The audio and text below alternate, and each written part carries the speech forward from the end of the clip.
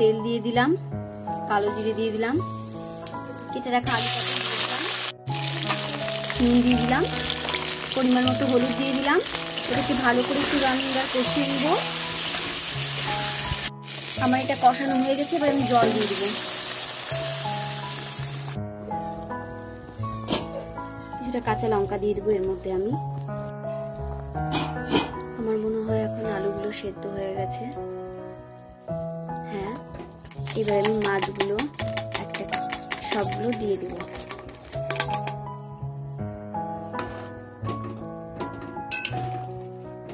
এই গরমের সময় এই পাতলা ঝোলটা যে কি ভালো লাগে খেতে। এর মধ্যে যদি একটা টমেটো আর একটুখানি ধনেপাতা পড়তো তাহলে পরে এর স্বাদটা আরো বেড়ে যেত।